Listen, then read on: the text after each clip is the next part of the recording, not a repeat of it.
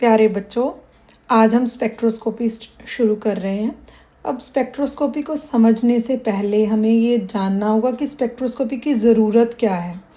ज़रूरत ये है कि आज से 70-80 ईयर्स पहले या 100 ईयर्स पहले जब भी हम कोई ऑर्गेनिक कंपाउंड बनाते थे या उसे नेचर में से किसी प्लांट में से हम एक्सट्रैक्ट करते थे या किसी सी एनिमल या कहीं से भी एक्सट्रैक्ट, तो उसकी जब स्ट्रक्चर हमें फाइंड आउट करनी होती थी, मतलब to elucidate the structure of a compound, तो हम क्या करते थे, हम कुछ टेस्ट्स करते थे। जैसे टेस्ट ट्यूब्स वाले टेस्ट्स कि ये रिएजेंट डाला, अगर कलर चेंज आया तो इस तरह से, अगर इस तरह किया तो बहुत इनडायरेक्ट तरह की रिएक्शंस करके, टेस्ट्स करके हम ये फाइंड आउट करते थे कि स्ट्रक्चर ऑर्गेनिक मॉलिक्यूल की क्या है, उस ऑर्गेनिक कंपाउंड की क्या स्ट्रक्चर है। या हमने कोई नया मॉलिक्यूल सिंथेसाइज किया, अब हम उसकी स्ट्रक्चर फाइंड आउट करना चाहते हैं, तब भी ऐसे ही था। तो ये सारा करने में ना ईयर्स एंड ईयर्स मतलब डेकेड्स, मतलब दशकों लग जाते थे एक कंपाउंड की स्ट्रक्चर को इल्यूसिडेट करने में, which was very time consuming, laborious etcetera. तो अब आज के टाइम पे हम इसे, सपोज मैंने सिंथेसाइज कर लिया है आज कंपाउंड, तो मैं 2 या 3 दिन में ही इसका सारा डेटा कलेक्ट करके स्पेक्ट्रोस्कोपिकली इसकी स्ट्रक्चर को इल्यूसिडेट कर सकती हूँ। तो नीड क्या है स्पेक्ट्रोस्कोपी की? To elucidate the structure of molecule to great degree of accuracy. पक्का ही पता चल जाता है कि यही स्ट्रक्चर है। So to elucidate the structure of organic compounds we need spectroscopic tools. Now, what is spectroscopy? Spectroscopy is basically the study of interaction of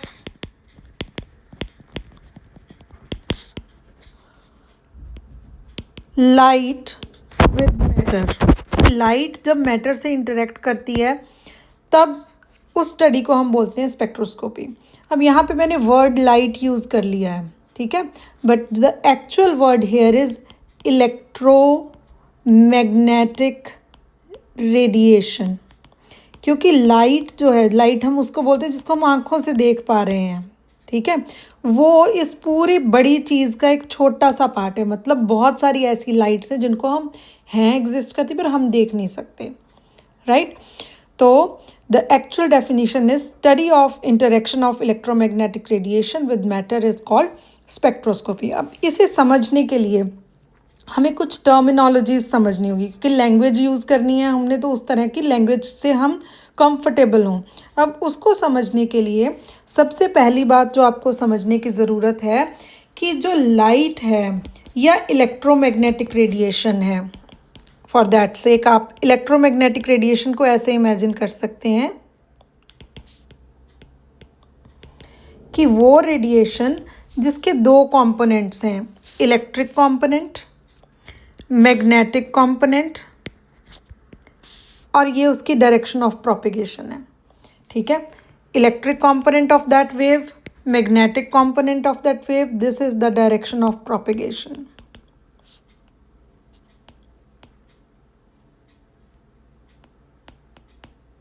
और ये एक दूसरे से परपेंडिकुलर है।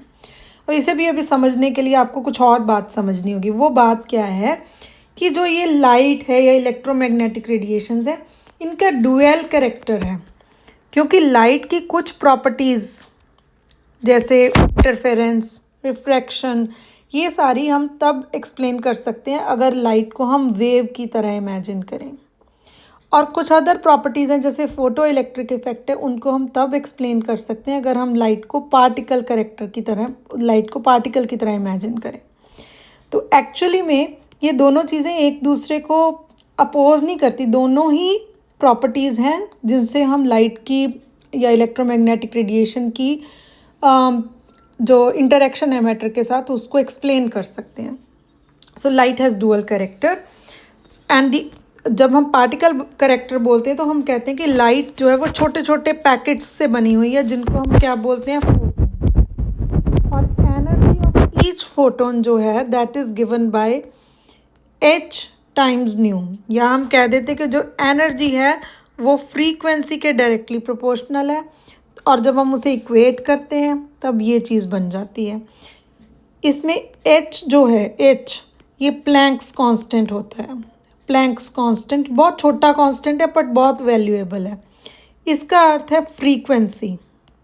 फ्रीक्वेंसी इसका मैं एक्सप्लेन कर रही हूँ आपको। प्लैंक्स कांस्टेंट की वैल्यू यहाँ लिख रही हूँ 6.626 टाइम्स 10⁻⁻34 जूल सेकेंड, राइट। अब मैं जो टर्मिनोलॉजीज हैं उनको एक्सप्लेन करती हूँ कि अगर लाइट या इलेक्ट्रोमैग्नेटिक रेडिएशन वेव है तो जब वो वेव मीडियम के थ्रू वेव करती है, वेविंग करती है जब वो, तो कैसे हम इमेजिन करते हैं, ऐसे जाते आते। अब जब वेव होती तो उससे कुछ टर्मिनोलॉजीज कनेक्टेड हैं।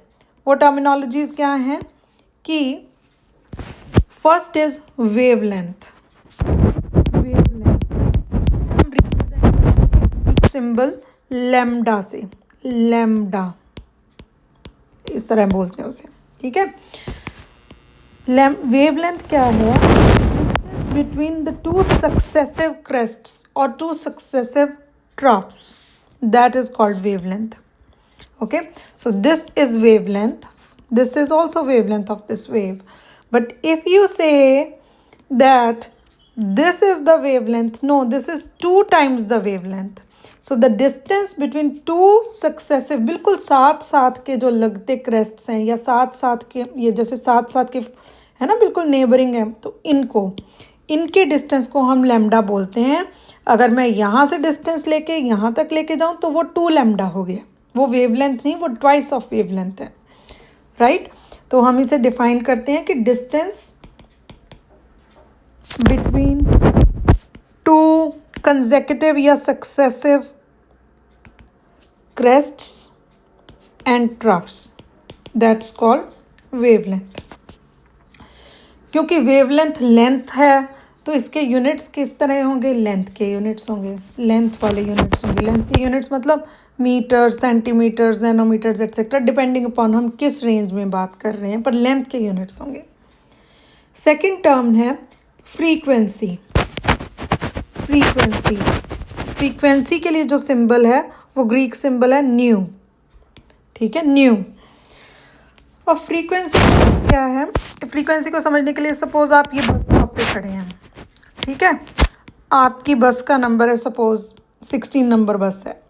अब वो सपोज 1 घंटे में 4 बार 16 नंबर की बस आई है, 4 टाइम्स, तो हम बोलेंगे कि 16 नंबर बस number 16 has a frequency of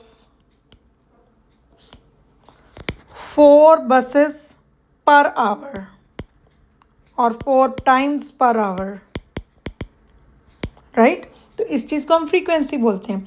तो ऐसे ही सपोज मैं यहाँ पे, ये ऑब्जर्वर यहाँ पे खड़ा है, यहाँ से ऑब्जर्व कर रहा है वेव को। एक बार वेव निकल के गई, ठीक है, दूसरी बार वेव निकल के गई, ठीक है, फिर तीसरी बार वेव निकल के गई, फिर चौथी बार वेव निकल के गई। तो 1 सेकंड में कितनी बार वो वेव वहाँ से निकल के गई है, मतलब क्रेस्ट्स या वो वेव ट्रेन वहाँ से पास हुई है, कितने क्रेस्ट्स कितनी बार गई है, उसको हम बोलते हैं frequency. So number of times the wave passes through that particular spot in a unit time. अब वो यूनिट टाइम अगर आप उसको 1 मिनट में देखना चाहते हैं तो आप उसको पर मिनट बताएंगे कि 1 मिनट में कितनी बार गई है। सेकंड में तो हम मोस्टली सेकंड्स में बताते हैं क्योंकि इतनी हाई फ्रीक्वेंसी है। तो फ्रीक्वेंसी के यूनिट्स जो हैं वो क्या है कि से x टाइम्स पर सेकंड, x टाइम्स पर सेकंड, सो x सेकंड इनवर्स उसके या टाइम इनवर्स के यूनिट्स होंगे। अब आप इससे अंदाज़ा लगाओ, सपोज़ आपके पास 2 वेव्स हैं, है ना। सपोज़ आपके पास एक वेव इस तरह की है और एक वेव इस तरह की है। अब किसकी वेवलेंथ ज़्यादा है? चलो मैं इसे इरेज करती हूँ ताकि आपको मैं क्लियर कट ही और किसी कलर से, और दूसरी वेव इस तरह की है, ठीक है। अब आप यहाँ से देख रहे हैं, ठीक है। अब आप मुझे बताओ, पहले तो ये बताओ कि वेवलेंथ किसकी ज़्यादा है? वेवलेंथ किसकी ज़्यादा है?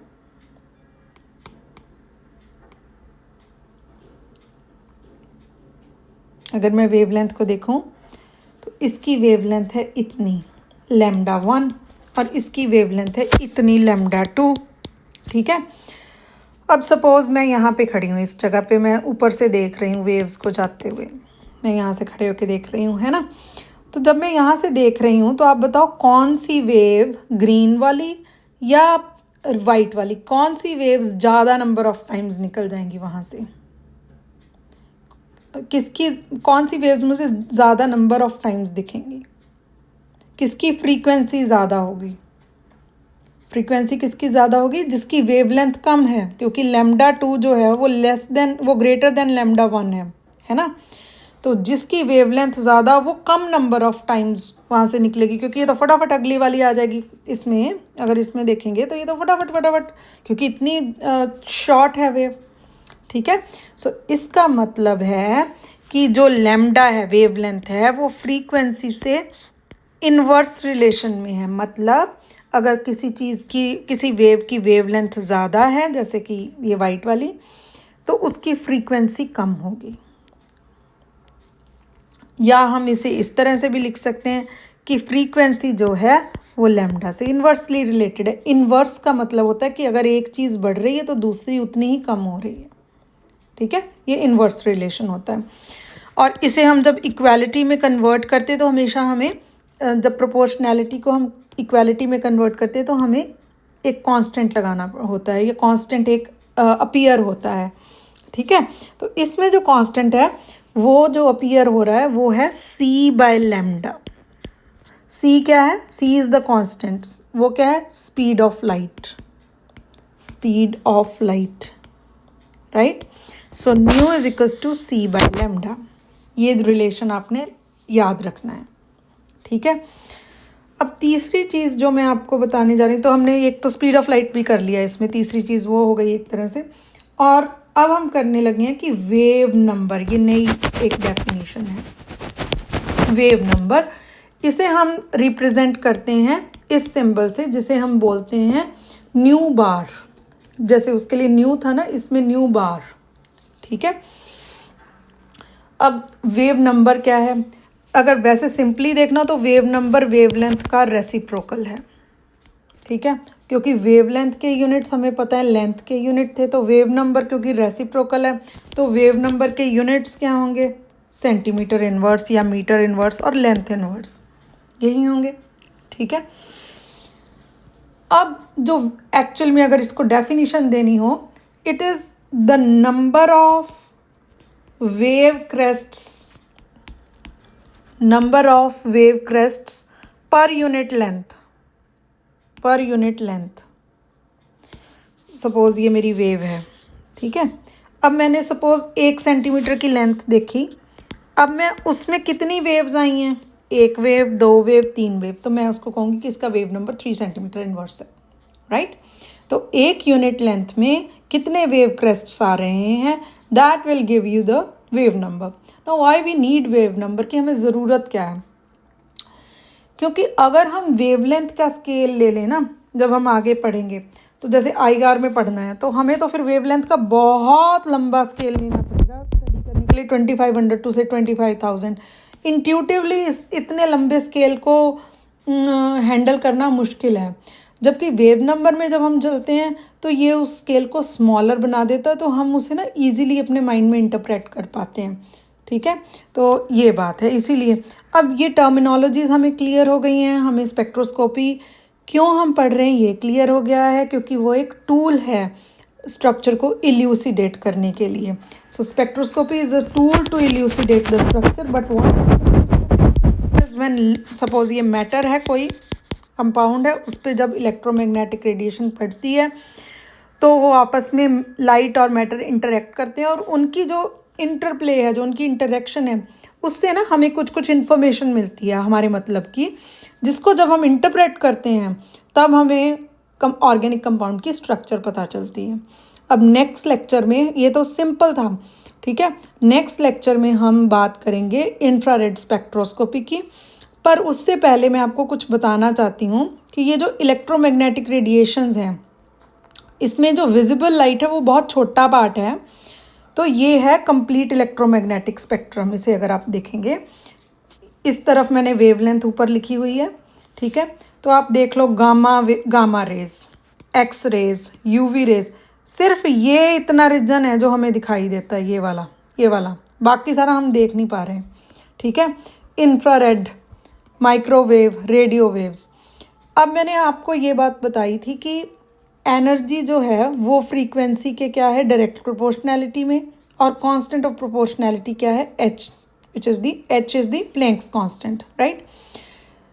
अब हमें पता है कि जो न्यू है, न्यू हमने अभी फाइंड आउट किया कि जो न्यू है, मैं लेफ्ट साइड पे लिख रही हूँ, न्यू क्या था, c by lambda, nu c by lambda था। तो इसका मतलब ये क्या बन गया, एच सी बाय लेमडा। इसका मतलब क्या है कि एनर्जी जो है वो वेवलेंथ के इन्वर्सली रिलेटेड है, जिसकी वेवलेंथ कम उसकी एनर्जी ज़्यादा। अब आप यहाँ देखिए इस इलेक्ट्रोमैग्नेटिक स्पेक्ट्रम में लेफ़्ट साइड पे वेवलेंथ काफ़ी कम है, इसका मतलब ये हाईली एनर्जेटिक हैं, ये उससे कम एनर्जेटिक हैं, ये उससे कम एनर्जेटिक हैं, ये उससे कम, सबसे कम रेडियो वेव्स हैं, राइट। तो हम नेक्स्ट अब लेक्चर में बात करेंगे इंफ्रारेड स्पेक्ट्रोस्कोपी की, जो कि इस रीजन में है, और इसमें भी पर्टिकुलरली ये वाला मिड इंफ्रारेड रीजन, क्योंकि इंफ्रारेड को भी जब हम बोलते हैं ना इंफ्रारेड मतलब इंफीरियर टू रेड, क्योंकि ये विजिबल स्पेक्ट्रम है ना, विबग्योर, विबग्योर है ना, तो उसमें जो रेड है, रेड से नीचे, नीचे मतलब इन टर्म्स ऑफ एनर्जी, मतलब रेड से कम एनर्जी वाली रेडिएशंस को हम बोलते हैं इंफ्रारेड, और वॉयलेट से ज़्यादा एनर्जी वाली को बोलते हैं अल्ट्रा वॉयलेट, ठीक है। तो ये आज हमने पढ़ा है, थैंक यू।